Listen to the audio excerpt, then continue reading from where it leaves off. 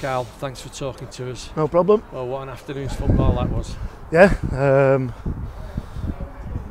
I think probably first half was one of the most complete performances we've probably produced for a good number of years against the side. And I went to see them on Tuesday night. They're excellent, really good.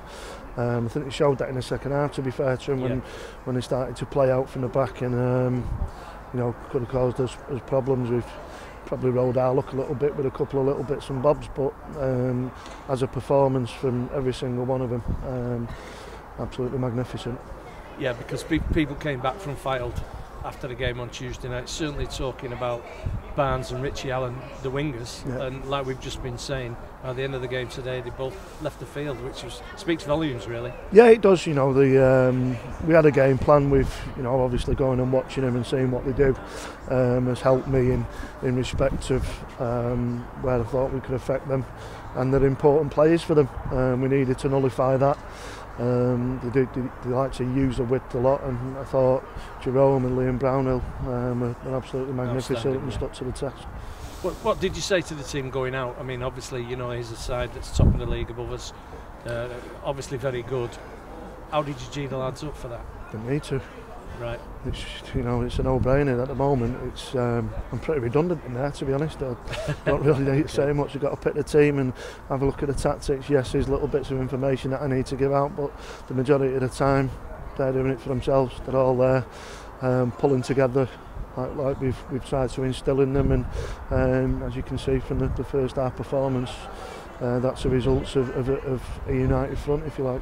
Yeah, because the harassing up front in the first half, it just didn't give them a moment, did we? Which was really impressive. Yeah, well, we saw them against Telford, and Telford let them play, and it's not a philosophy of mine anyway. We like to go and squeeze, and the team ethic is all based around hard work, and I thought we did that magnificently today, and obviously got our just rewards. You started with Dave Birch, Dean Stott on the bench. What was you thinking there?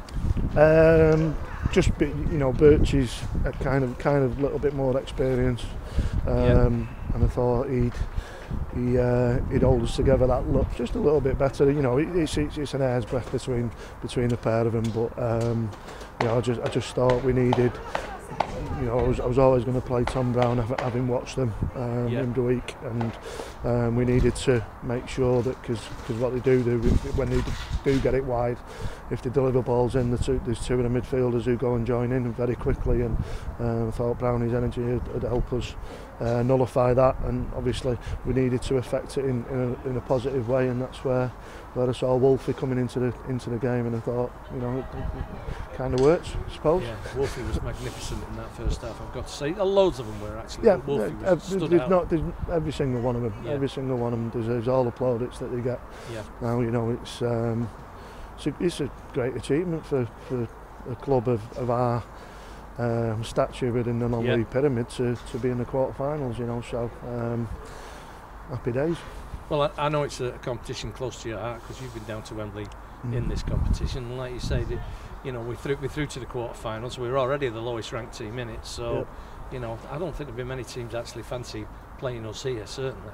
No, they won't do. And all we can do is look after ourselves and make sure that we go out and put the shift in that we have done in for the past couple of months. To be honest, if we do that and a team comes up against us and they're better than us, we can go away with no qualms as long as the lads at this time in the competition go out and enjoy it. Just go out and enjoy yourselves. You've earned everything that comes your way. So it's a no-brainer. Yeah, I was going to say actually the thing now is to really enjoy it, isn't it? Because and the bigger the opposition, the more we should enjoy it, really. Yeah, exactly. And if you look at I don't know who's left in the competition, but if you look round, there'll be probably most of them will be conference clubs and stuff like that. But I'll tell you what, they won't. None of them will come and or none of them have seen an atmosphere or heard an atmosphere like we can create. Yeah, you brought Michael Norton on right at the end. That gave everybody a lift. Not that we needed a lift at that point, although we were all a bit nervous, I guess. But Michael Norton came on. That was great to see. Yeah, he's probably not ready yet. but I just thought it'd be a nice little boost for Norwich. You know, he's worked hard after his injury, and it was just a case. And you know, I know how popular he is amongst the lads as well. So it was great to see him back. I think we were just saying, go on now, Michael, and just annoy people and just put yourself Oh, about. He does that anyway. He does. Yeah, he does that anyway. He does that with his own mates. Yeah, does that with me. Well, that was a great result. We're obviously looking forward to the next round, but we've got, you know, other pressing matters next week. Yep. Ilkeston in the league. That's, you know, they seem to be the main team at the moment, and that'll be another big game for us. Yeah, definitely. You know, it's obviously we went down there for 25 minutes and played really well, and then totally switched off and ended up on the end of a hiding. So there's something that we need to address there. Yeah, and we've had a brilliant day this afternoon, Karl. Congratulations to you, and it'll be one of those games that we remember for a long, long time, I think. Yeah, hopefully. Well, let's see what the next one brings. Let's enjoy that and remember that as well. All right, cheers. Cheers. Well done. Thanks a lot.